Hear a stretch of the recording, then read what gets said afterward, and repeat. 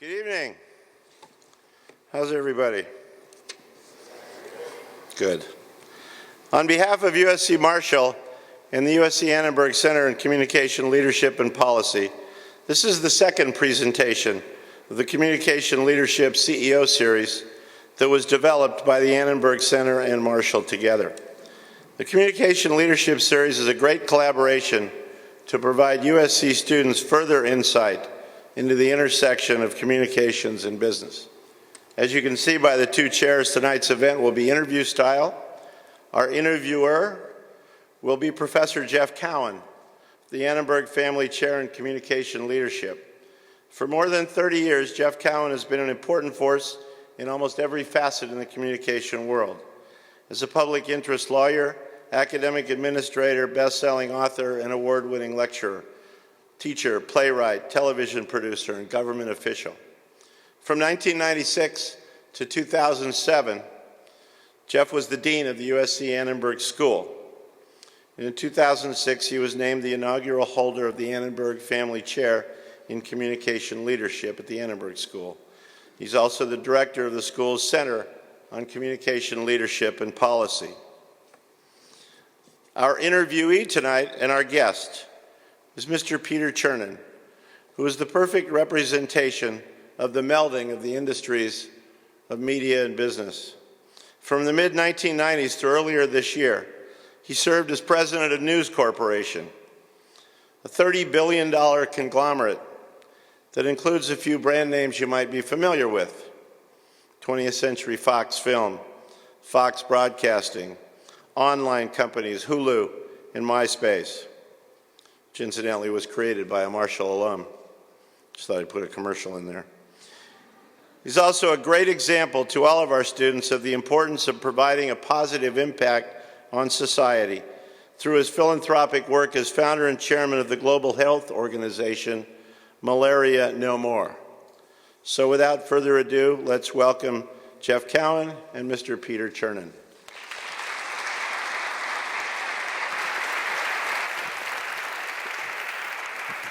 Thank you, Peter. Thank you. Thank you, Jim, and thank you so much, Peter Chernin, for being with us tonight. I think this is going to be a fascinating discussion.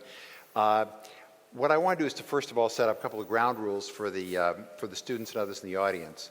First of all, you and No booing. No booing, only cheering. A couple of waves. We can't see it too well, but whenever you think the moment is right. We're going to talk for about 30 to 35 minutes in conversation here, and then we'll be opening up for questions from the students particularly. And during the question session, what we want to do is encourage students to come up. We're going to ask you to identify yourself by the school that you're in and the class that you're in. We'll try to get quite a few questions in, so make sure the questions are what you engage in instead of making long statements. But first, Peter, as we're sitting in front of a group of students who range from freshmen through doctoral students, I want to take you back to the period when you were their age, when you were starting off at Berkeley and you were studying English literature. And you've said that it made a huge impact, that it exploded your views of the world. Maybe you could talk for a few minutes about what you learned at Berkeley and what advice you'd have for today's students based on your experience there and since. Well, I was at Berkeley at a unique time. I was at Berkeley in the sort of late 60s and early 70s. And, I've given it credit numerous times for exploding my world in a number of ways. First of all, I was from New York. I came from a fairly straightforward conservative suburb in New York, and just moving to California at that time was a huge difference for me. I came from an incredibly lily-white community in New York, and so just being exposed to some ethnic diversity was a big thing for me. Clearly, it was a unique time in American culture, and the ability to participate in that was, I think, a great experience, and one that certainly made me realize that there were diverse parts of American life. And then finally, Berkeley was an extraordinary academic adventure, particularly the English department, which I think was and probably still is as good an English department as exists in the country. So that, I was sort of a reasonably sheltered 18-year-old kid from a suburb in New York, and I sort of came to this enormous institution with great cultural relevance, great academic relevance, great sort of diversity, and it was a phenomenal growth experience in my life, and certainly much more so than the the other path might have been, which would have been to go to an Ivy League college or some college on the East Coast and spend those 4 years with kids fairly similar to myself. And I think that sense of being exposed to things that are different from you, that are explosive, that make you a little bit uncomfortable, was tremendously valuable to me then, and probably in some ways set my life on a course, which was helpful. And how about the importance of English literature as a field of study? Well, I obviously believe in it, so it's self-serving for me to say so, but I guess I'd say two things, which is that, there are, and I guess I would make an argument that this has not been a positive development in American academic culture, but that, and it's probably the wrong audience to say this to, but that, there are very few times in your life where you get to have a purely academic experience, and an academic experience that probably has no real relevance to anything else. And that's a tremendous luxury in this life. And it's a tremendous luxury to sort of do something that isn't careerist, isn't professionally oriented, but is really just aimed at, I guess I'm a believer, this sounds hokey, that literature is about life and that it teaches you about what it means to be human and what the struggles are to be human. And to spend 4 years of your life indulging in that was a wonderful experience and one that I think enriched me. Again, it sounds hokey, but enriched me as a human being. I think that on a professional level, I also feel that it ended up being extraordinarily valuable to me. And in the sense that ultimately, I spent most of my career, and I'm actually back at this point in my career, working on the creative side of the business. And I guess I felt that, sort of fundamental lessons I learned about literature, things about character, things about narrative, things about tone, things about setting, things about the communication of ideas, have been invaluable to me in the work I've done in film and television, and have taught me more about structure and narrative and character than I believe anything else ever would have, and ended up being, I think, invaluable to me. Not without any planning. It was just something that, I wasn't that smart, and I'm not now either, but, I was an English major because I like to read books. It wasn't particularly deeper or more thoughtful than that. I like to read, and it was chance to indulge that to myself. Well, then we may come back to it later, and students should certainly feel free to ask about that, because I think it's interesting how you've built out of that rather than going to professional school like the Annenberg School or the Marshall School or the film school, and felt that it was so great for you as you went into this amazing career you've had. You started in book publishing. I'm just going to spend a moment going through your life. As a publicist and editor, you worked at television production with a series of companies before joining Fox. I know you didn't plan out your career, but maybe you can say a little bit about, for students who think they want to emulate your career or learn from your career at least, can you talk a bit about what you learned from those experiences in the publishing world and then in television production? They tend to be sort of, well, certainly most of my career, tends to be governed by the most overused sort of speaker-student cliche of all time, which is find what you love. And that is what happened to me, which is I liked reading books and I stumbled into the book business, and the idea that someone was going to pay me for this seemed remarkable. And, by definition, the odds are that you're going to be better at what you love than doing something you don't love. And so, I guess I was okay at it, and certainly I was happy to work hard at it and enjoyed it. But that's a bit of a cliche. I think so that was that piece. I then moved out here and had two very seminal jobs back to back, and each for 4 years. One for 4 years working for a big television producer, and one for 4 years working for Showtime. And the reason those were seminal were very different. The TV producing job was, again, without any planning, was one of the great old-fashioned apprenticeships. We literally produced hundreds of hours of television, and there were, I had the experience of going through, hearing an idea and hiring a writer and going through an outline and going through treatment and going through a first draft, second draft, third draft, watching dailies, watching a first cut, doing a mix, doing sound mix, doing, editorial work, doing looping on hundreds and hundreds of episodes of television. And it turned out, without any grand plan, to be an unbelievable sort of apprenticeship and learning experience, which is, I learned a craft. And it certainly wasn't the most fun at all times. It was a tough guy I worked for, and he was tough on me. But, I was in my mid to late 20s, and it turned out to be an invaluable experience. And I remember, ironically, when I was named head of the movie company, when I was named chairman of 20th Century Fox, which was, 10 or 15 years later, It was actually 10 years later, exactly 10 years later. I got there, and all these, and I had never been in the movie business, and all these movie people were sort of big shots, and I came to realize very quickly that most of the movie execs who were working there, vice presidents, senior vice presidents, had basically worked on 8 to 15 movies in their lives. And the experience gap was just so enormous. The number of times I had seen good ideas turn bad, bad ideas turn good, scripts that were great turned bad because of the wrong choice of a director, or because of a piece of costuming, or because hair and makeup wasn't right, or because the casting chemistry wasn't right, and seen the ability to try and fix things. I just had so much broader set of experience than almost anyone in the movie business, so that job, again, without any grand plan, turned out to be invaluable in terms of experience. The Showtime thing was very different, and also turned out to be invaluable in the following way. I worked at Showtime in the mid-'80s, and it was sort of just when cable TV was beginning to boom.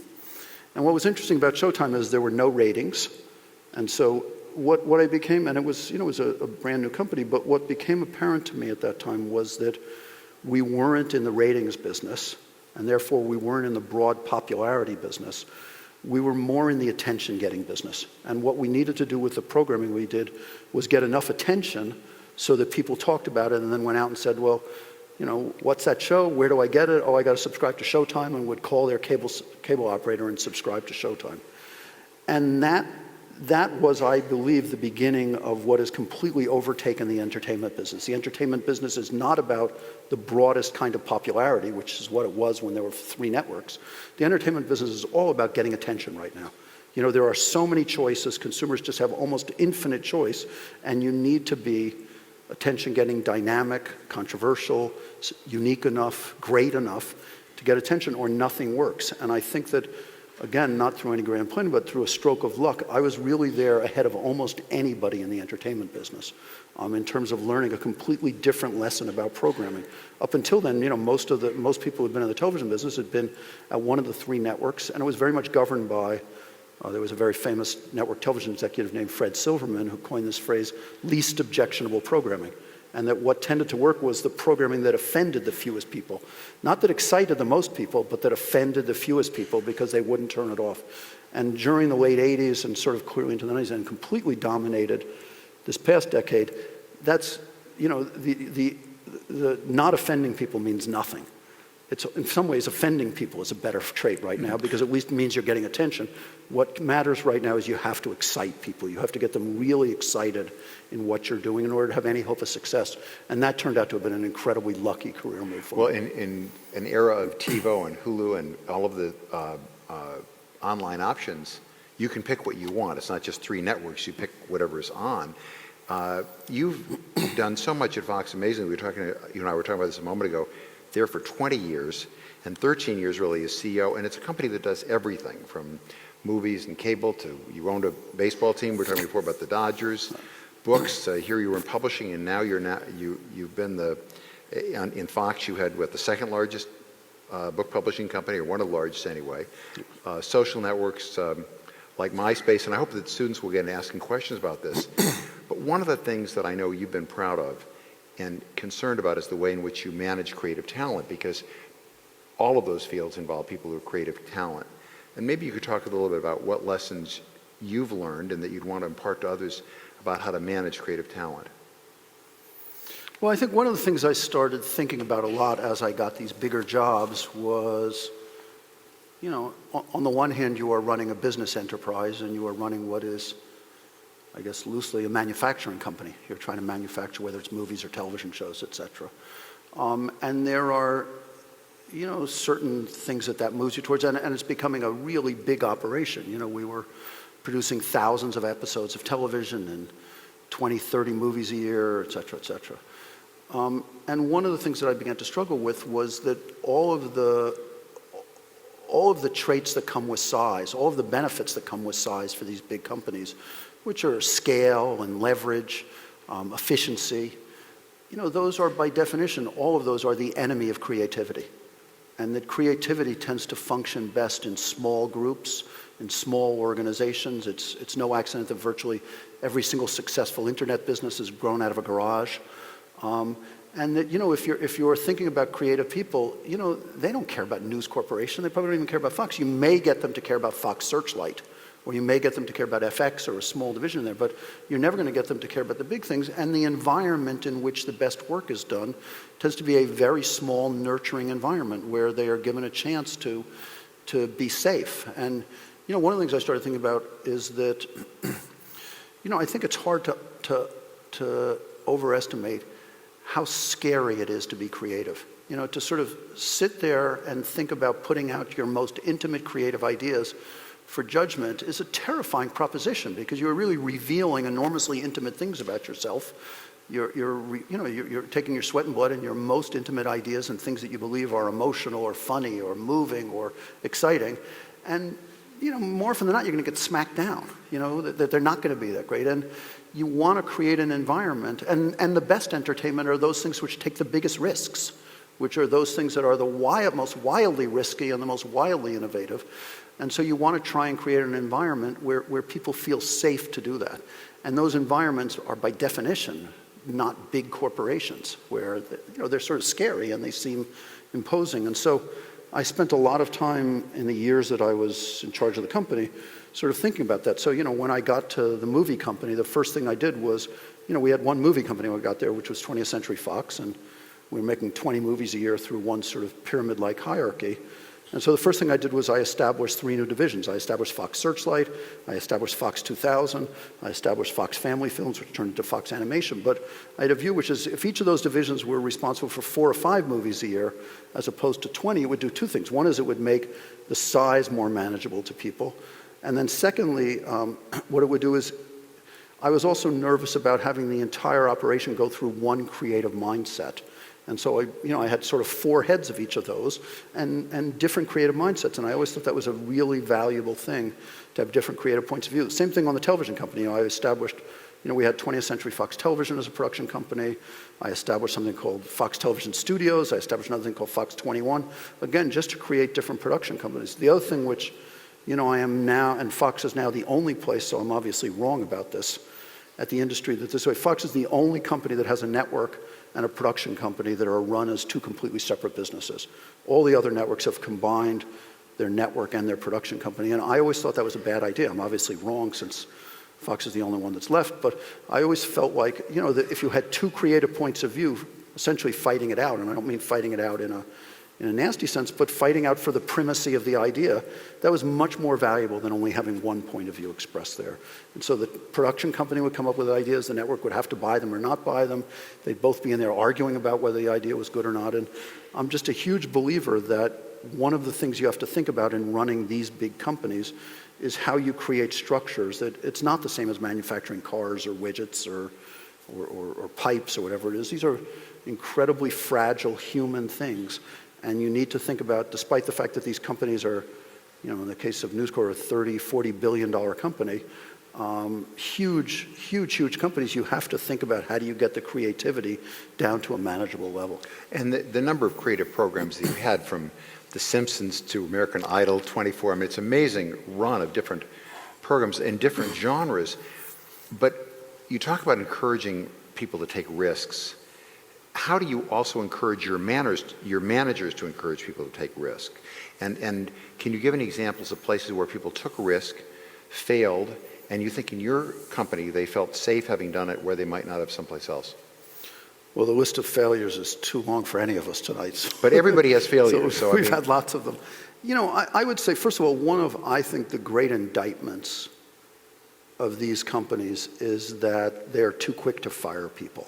And God knows I've fired plenty of people in my life, so I don't mean that you shouldn't do that at times, but I think that the first thing you ought to do in these situations is encourage a level of executive stability, is get the people who work for you and create an environment where they feel safe to fail. And not only do they feel safe, you have to encourage them to fail, because, what happens in these situations is, you learn nothing from success. Everything I've ever learned in my life has come from failure. The only thing you learn out of success is you learn how wonderful you are, and trust me, you're not that wonderful, right? You learn great things out of failure because it's scary, it's intimidating, it's humiliating, it's embarrassing. There's nothing better than getting smacked on the head with a stick to go, wow, I don't really like that and I don't want that to happen again, And you avoid it, and you figure out, what did I do wrong there? Now, clearly there are some people who aren't capable of learning lessons or who just don't have it.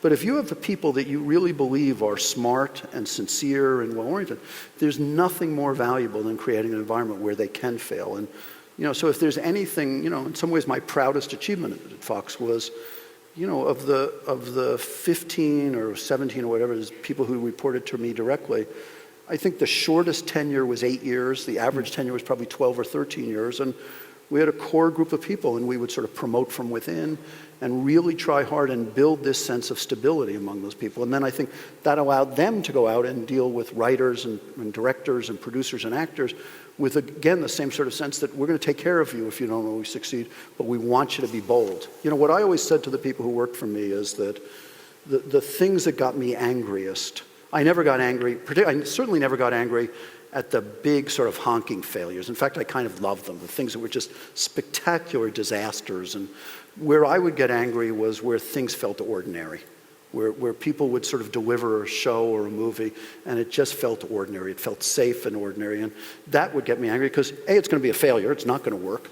But it indicates a lack of ambition and a lack of really trying to do something different. And I think that's death in these enterprises. And the only way you get the big successes are to swing for the fences. And when you swing for the fences, you're going to do some things that are just horrible. Can you give me an example of a wonderful failure?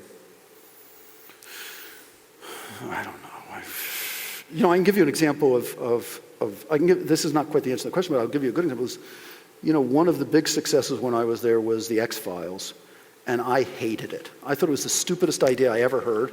I said it to the guy whose idea it was, and I said, I don't get it at all. The idea of FBI agents and the paranormal, are you insane?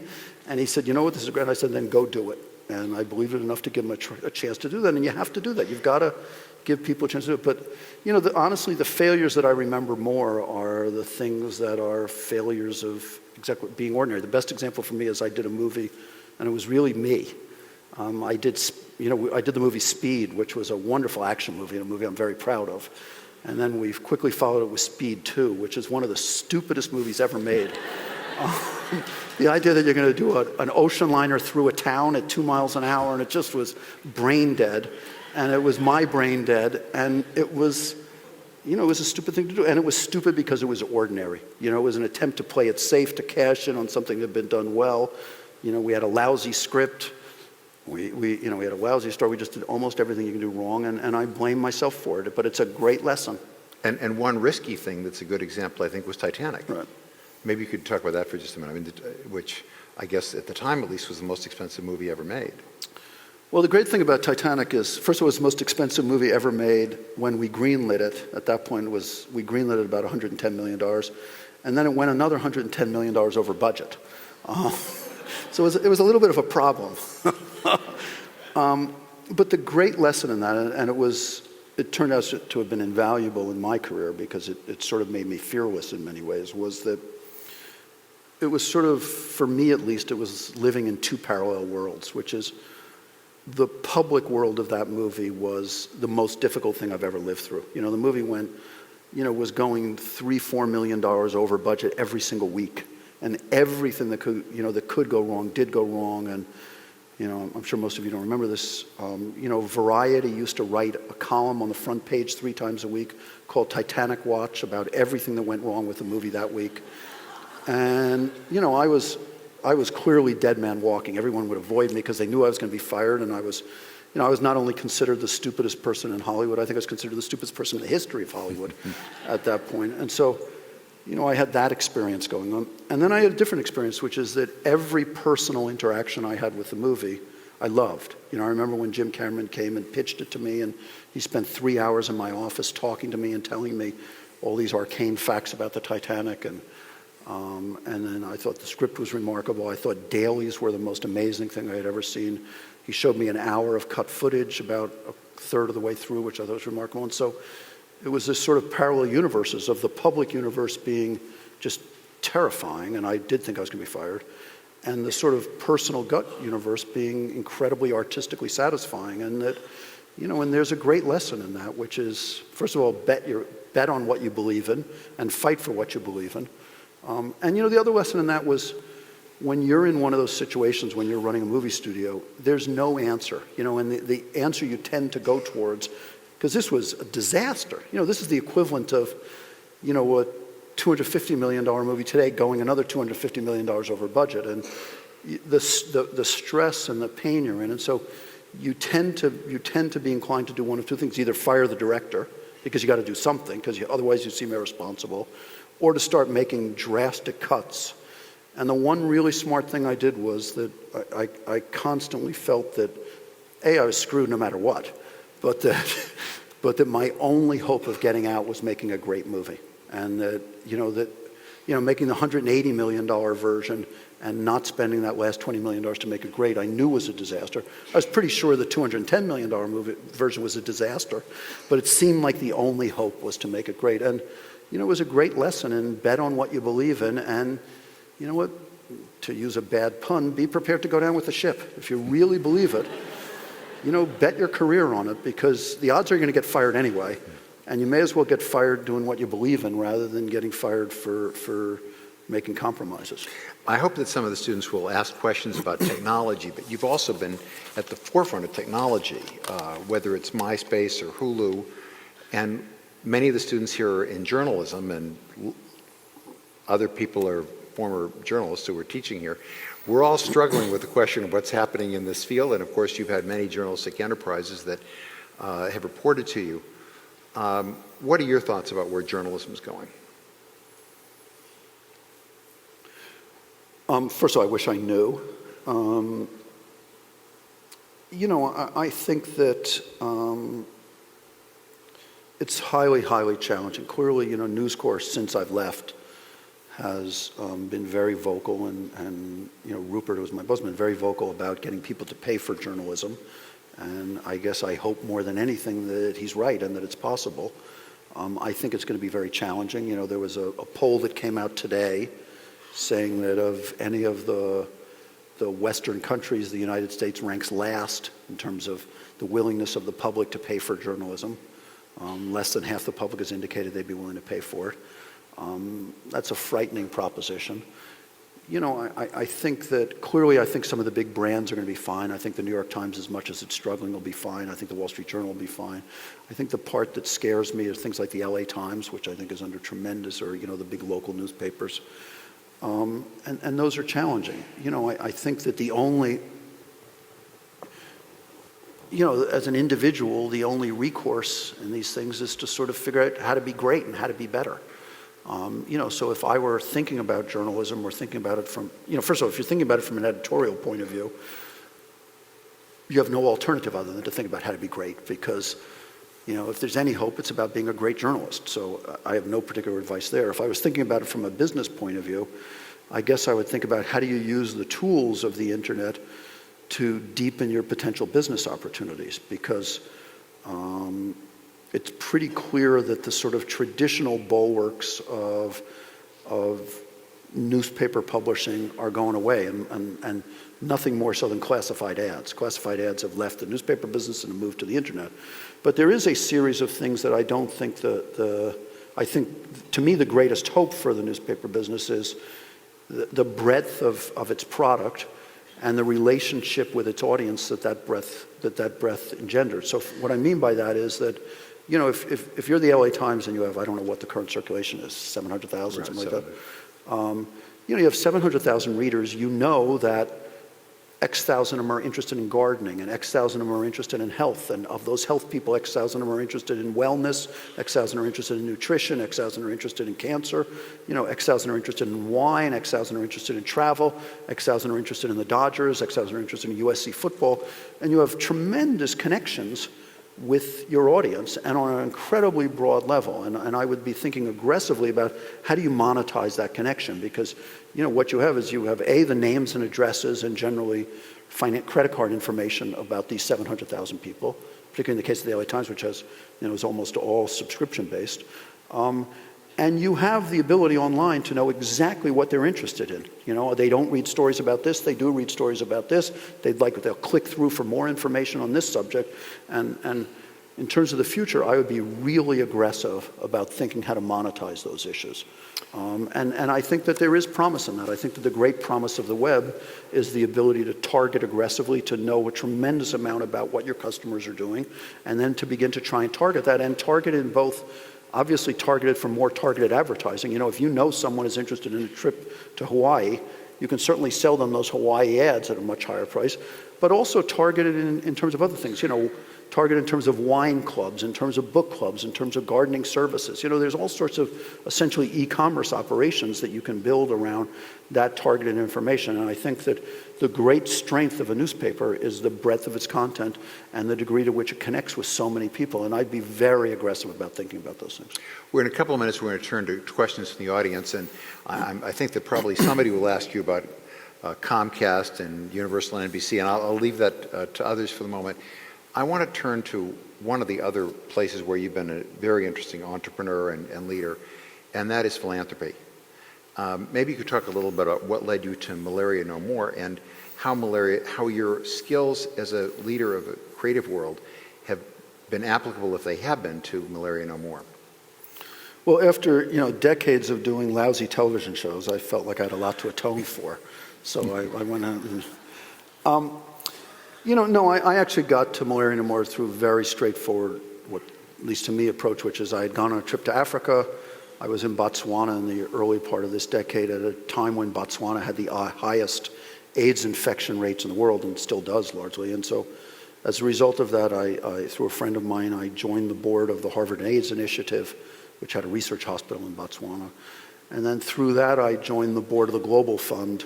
The Global Fund, which is at about $3.5 billion a year and is funded by the US and the other G8 countries, is the largest healthcare provider in the world. It spends more money on diseases than any other organization.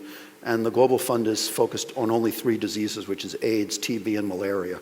And I had known nothing about malaria, and so all of a sudden through the Global Fund became exposed to malaria and found it sort of extraordinarily compelling. And I found it compelling in 2 ways, which is, one is you could make an argument that this is the worst disease in the world. And the sort of 2 telling statistics there are that it's the largest killer of children in the world, kills about 1 million children a year die of malaria, more than any other single disease. And secondly, sort of an incredibly telling statistic is there are about 12 million new AIDS infections in the world every year. There are 300 to 500 million new malaria cases in the world every year. So on the one hand, you have this disease that's extraordinarily devastating, both in terms of killing children and in terms of the number of people who get sick from it. And on the other hand, it's a disease that is 100% preventable, curable, treatable, 100%. There used to be malaria in Southern California. There are still the same mosquitoes that carry malaria parasites in Southern California, and yet we've clearly managed to, but it used to be endemic malaria all throughout the United States, particularly the Southeast. They used to evacuate Washington on a regular basis because of malaria. And we've clearly managed to wipe it out here in the United States. And it's pretty simple from a scientific point of view. It's, you can generally get to 60, 70% reductions in malaria just through getting people to sleep under an insecticide-treated bed net. There's very effective medication. There's very effective indoor residual spraying. And so those 2 things sort of said to me, wait a second, if you have the worst disease in the world and it's curable, well then, shame on us if we don't do anything, and shame on me in some ways. And that, I guess it spoke to me in the sense that, I felt that, most causes that we care about in this life, whether they are poverty or education or other diseases, you hope to move the needle a little bit.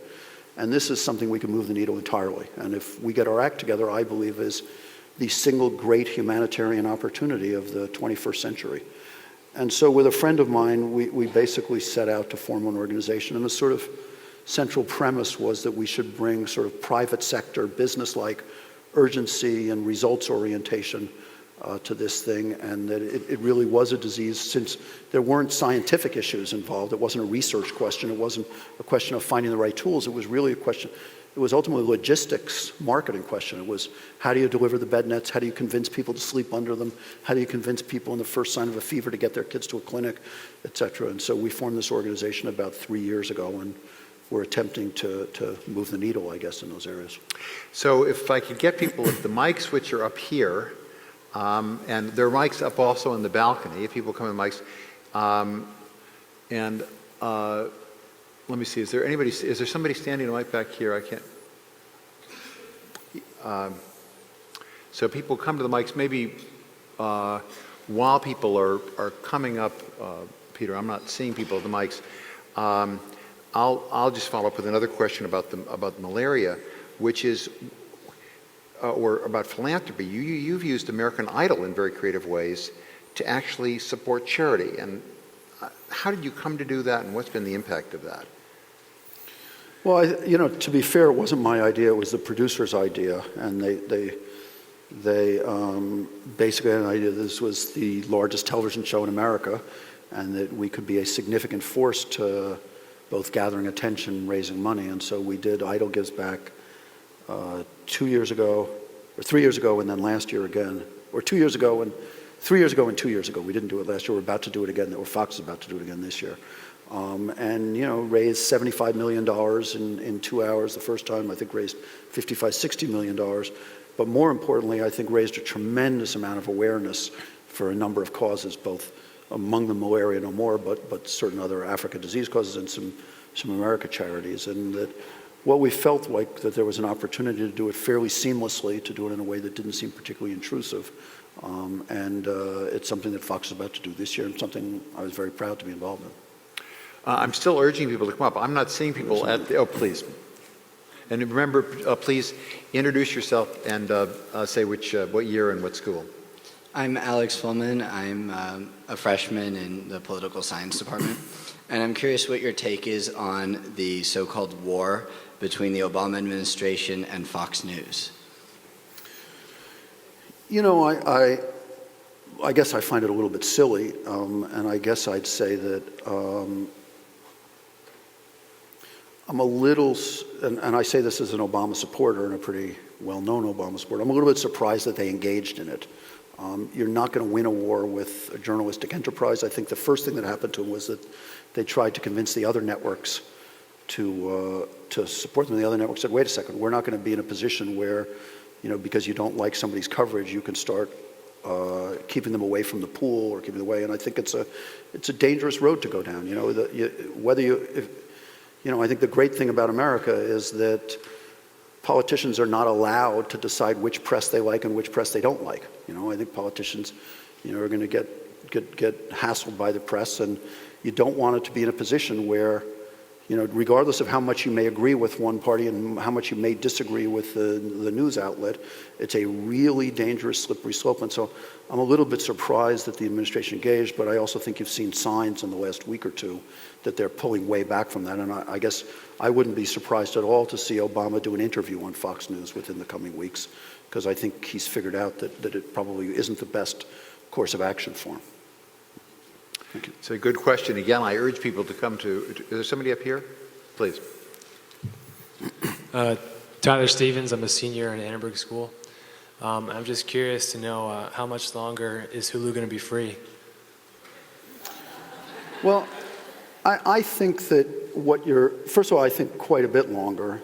Ironically, I'm having breakfast with Jason Kyler tomorrow morning, so I could probably tell you more tomorrow. But if I had to predict, what you will see is you'll begin to see different levels of Hulu, and you'll probably see most of the network shows still free. You'll then see there are two other issues with paid. One is, and there's a fairly arcane, complex issue called authentication, but where you're going to see people being asked to authenticate that they are a cable television or satellite television subscriber. And I think there will be a certain amount of product that isn't available to those people who aren't. But 90% of Americans are cable or satellite subscribers, so I don't think that's going to have much impact. And then I think you're going to see a certain premium product tested and potentially available behind a paywall, which may include all episodes of everything, may include greater number of movies. Right now Hulu tends to be the sort of rough Hulu model is you get 3 to 5 episodes, the 3 to 5 most recent episodes that have been on television, and you get cable shows generally 1 to 3 weeks after they aired on cable. And I think you'll begin to see a premium product, which will have more shows, will have back seasons, will have some movies on there. But I think my gut, and I have nothing to do with it anymore, I clearly had a lot to do with it, is that there will continue to be a free product in there. I think you'll just see different levels of it. I'm just curious, how many people, because we can see into the audience now, could you put up your hands if you use Hulu? pretty impressive. And you really had a key role in creating Hulu, Peter. And when you stepped down as CEO, there was this wonderful Hulu tribute to you. Could you talk about that creative experience for a moment?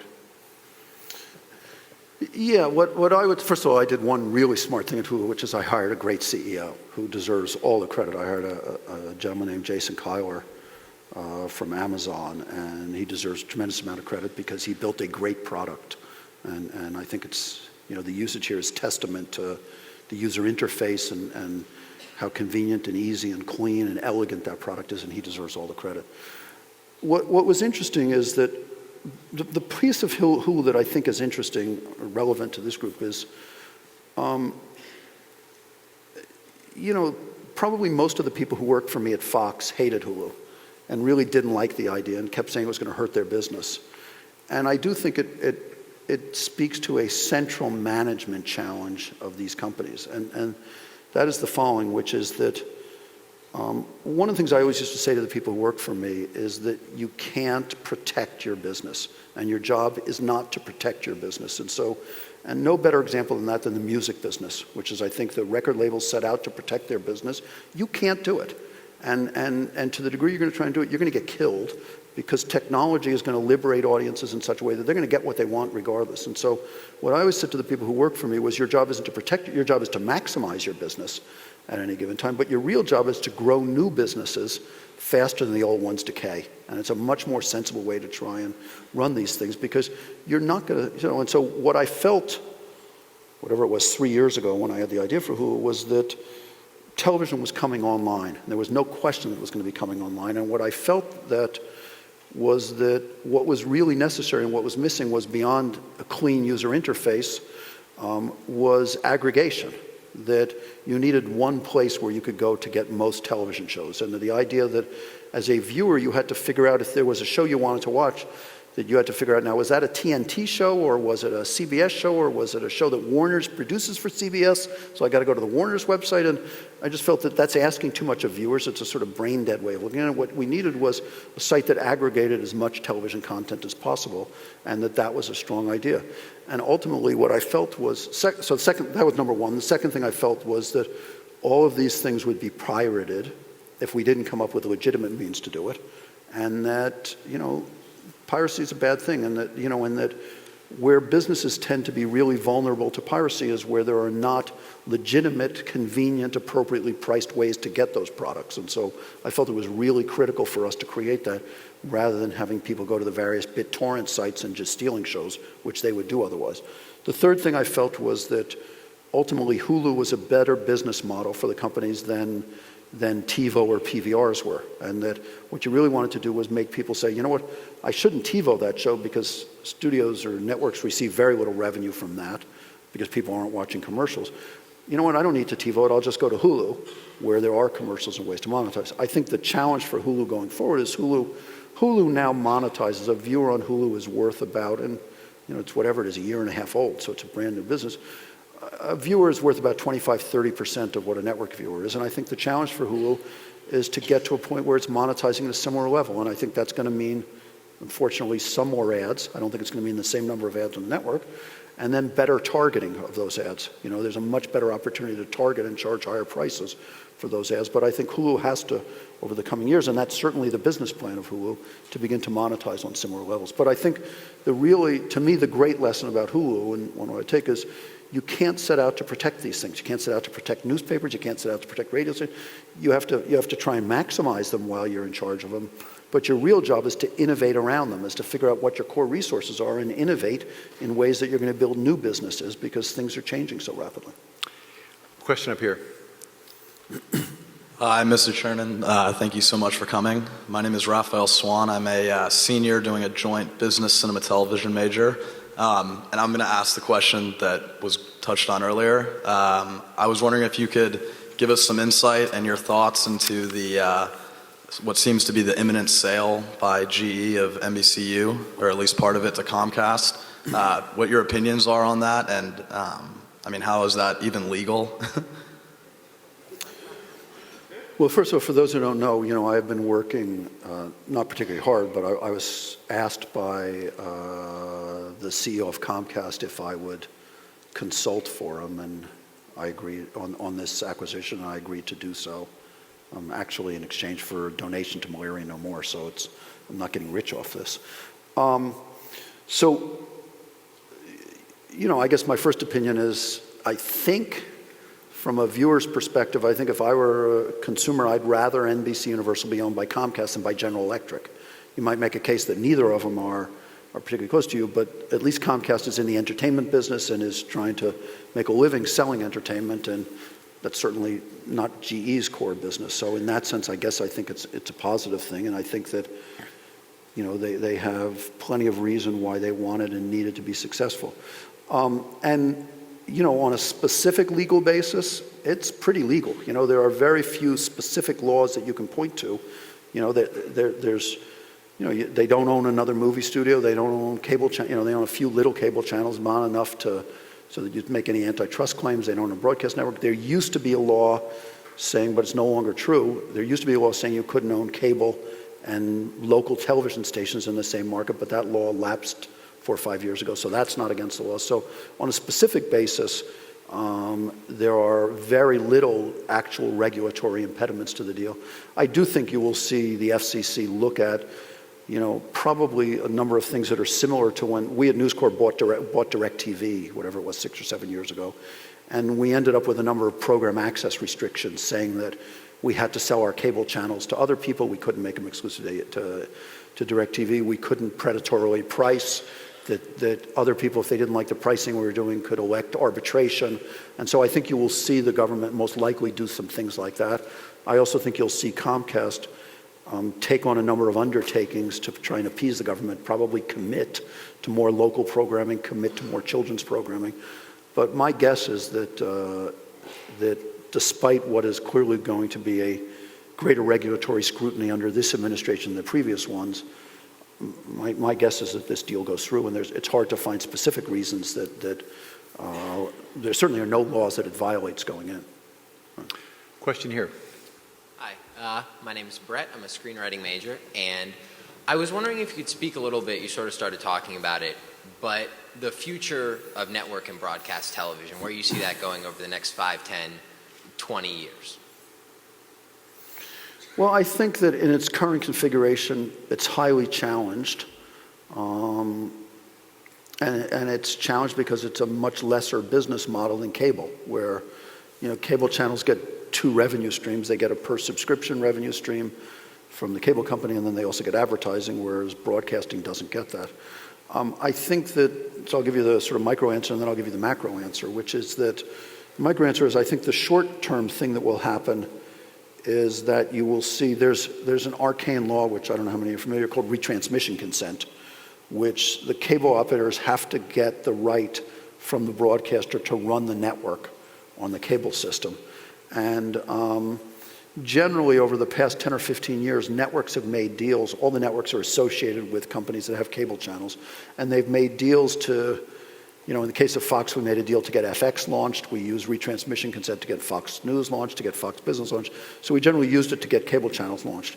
I think what you're going to see in the next round, and frankly there are negotiations going on right now, that networks are going to start charging for retransmission consent, and probably trying to charge as much as $1 a subscriber a month, so that in effect they will become dual revenue streams, because I think the networks are going to make an argument that the programming on the network is far more valuable than the programming on any cable channel, and I actually think it's a pretty legitimate argument. You think about between the NFL and the Super Bowl and the World Series and American Idol and 24 and The Simpsons and Family Guy, that's a lot of programming compared to any cable network, and you're going to see them start getting paid and become much more competitive. I think the larger question, and the one that if I were in this room I'd be thinking about a lot, is that to me the really interesting opportunity out there is that, for the most part, most of the American content business, certainly the television content business, has been financed by the networks. And you've had hundreds and hundreds and thousands of hours of high-quality network television shows, the Losts, the 24s, the Simpsons, the Friends, the Seinfelds, financed largely by networks. You're going to see those numbers coming down, and yet at the same time you have a global audience which continues to grow, that has extraordinarily high expectations for quality, that really expects to see a level of content that costs in the case of Lost in 24 now, it costs $5-6 million an hour to produce. In the case of these big sitcoms, costs well over $1 million an hour to produce. They're not going to get that money from the networks. So you're going to have this sort of disparity between the financial models that are basically from the past that are going to begin to get very challenged, and a global audience that has absolute expectations and isn't all of a sudden going to go, I'm willing to settle for less quality. And the ability to create what the next generation of financial models is going to be, I think is an enormous opportunity, because there's a global audience desperate for these things. The current financing mechanisms are going to break down, and the people who figure out what these new financing mechanisms are going to, there's a great business opportunity there, and an exciting one. Question over here. Hi, I'm Annabella Goff. I'm getting my master's in communication management at Annenberg. And I'm curious, a lot of kids these days are spending more time online than they are going to films or watching television. I'm wondering if the industry is preparing for the technology that's going to come ahead with interactive television. And as a media insider, do you know if that's being discussed right now or where that's headed? Well, I think in terms of sort of easy to recognize changes, the single biggest change that's about to hit the media industry is that beginning in the next 6 to 12 months, most television sets that are sold in America are going to be IP enabled. So you're going to have your computer plugged right into the back of your television set, and everything that you're currently watching on your computer will actually be available on your television set. And it's going to transform the way people watch TV, and I think it's going to have an enormous impact. I think it will lead to more interactivity. I think it'll lead to more essentially social networking type elements on television shows. I think it'll lead to more piracy. I think it'll lead to more fragmentation, even more fragmentation than exists right now, because you think about all the things that are currently available on your computer screen. People will watch more user-generated content, et cetera, et cetera. But at the same time, people still do want high-quality, scripted, narrative shows. And I think that the result is going to be the same. I have something that I've said regularly, which is I'm not the smartest man in the world, and certainly no one can predict what's going to happen with technology. But I can predict absolutely the effects of technology on this business, because they've been the effects with every single piece of technology that's hit the business, whether it was the remote control, whether it was the VCR, whether it was cable. And that's two things. One is consumers will have more choice, and secondly, consumers will have more control. And all it's going to mean is the amount of choice that consumers have will again exponentially increase, and their ability to control what they want to watch when they want to watch it will exponentially increase. And those always have the same implications for programmers, which is you better get better. You better get, things that are mediocre or in the middle, for the last 15 years have been getting hammered, and they're only going to get more hammered. And where it tends to move you towards is sort of big events, which people desperately want to see, and that technology enables more and more people to see, and then really passionate niche programming, kinds of things on Discovery, or you see it on the news channel. You see those news channels which, you see CNN, which is sort of the blandest, most middle of the news channel, getting killed because people either choose, they are either right-wing, in which case they want to go to Fox News, or they're left-wing, in case which they want to go to MSNBC, but they seem more dynamically appealing to whatever people's particular interests are, and you're going to see more and more of that, and there's just going to be more fragmentation and more choice and more control, and ultimately, that has two implications. It makes it really challenging to be a programmer, it makes it great to be a member of the audience, and it's actually incredibly exciting to be a programmer because it means you better get better, and you know what? That's the way life's supposed to be. Life's supposed to be challenging, and you're supposed to be under pressure to get better. We're going to have two more questions up here. Yeah. Hi, my name is Abe Summers. I'm in the School of Policy Planning and Development. My question to you is how do you see the future of measured media in regards to, television, but also maybe the Wall Street Journal and other forms of measured media in response to things like mobile and just online? And how about things like, when you're talking about different financial models, how about like branded content and things like that? How do you see all those playing off each other? Well, by measured media, I'm not quite sure what you mean. By measured media, do you mean the ability to measure what people are watching and get them to appropriately pay for it? Is that? Yeah. So first of all, I think one of the great challenges right now is the ability to measure what people are consuming and how is way behind what they're actually doing. The dominant ratings thing is still Nielsen. Nielsen is basing it on a sample of a few thousand households in America. And it's way behind the way people are actually consuming media. The measurements from the internet com scores and stuff like that are notoriously unreliable. People haven't even begun to measure mobile usage in a particularly good way. There's some ComScore stuff there. But so one question is the ability to track people's usage. Most of these measurement systems grew up, certainly Nielsen grew up at a time when there were 3 television networks, and those were the choices. And the amount of the fragmentation and the diversity of alternatives for people, the measurement systems have not kept up with it. Conversely, virtually everything is trackable. So it's only a matter of time. People can track every website you've gone to, through your cable box. They can track every single television show you've watched, every single thing, when you're changing the channel, et cetera. Your mobile phone, God knows if you study your phone bill closely, it's a pretty good indication of how much they know about you. And so you will see great increases and improvements in the ability to measure what people are doing. And I think in many regards, and I'll come to the branded media part in a second, but in many regards, that represents a big hope for the monetization of content. Because I think one of the things going on right now is that content is being consumed much more vastly than some of the measurement systems, but also to the ability, your ability to know exactly what people are doing, when they're doing it, how they're doing it, it creates great opportunity in terms of targeting specific advertising messages for those people at that time. And in the long run, that I think has incredibly valuable monetization things. The branded media question thing is, I think, a really important question, because I think one of the great challenges right now is in my opinion, one of the big failures in life right now is display advertising does not work for an advertiser. It's not the most effective advertising thing. It does not communicate particularly emotional messages. We've taught a generation largely to ignore display ads. And so I think if you look at the big brands, the Coca-Colas of the world, they're struggling because network is getting both smaller audiences and very expensive. Their consumers are spending 8 or 10 hours a day on the internet. And I think some of the great innovations you're going to see it's another sort of stupid tip for anybody who's interested, but one of the things that I'd be incredibly focused on is the demand side of advertising. What I mean by that is, there's two sides, the supply side of advertising and the demand side. The supply side, there's been great innovation by the Googles of the world, by the DoubleClicks of the world, by the advertising.coms of the world.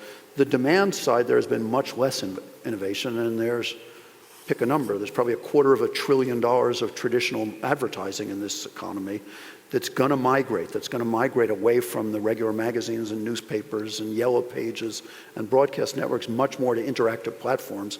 And I think there's going to be great innovation and opportunities to make vast amounts of money in that. So I think the interaction between brands and entertainment and digital platforms, largely the internet but also mobile, is going to be an area of unbelievable innovation and excitement over the next 5 to 10 years.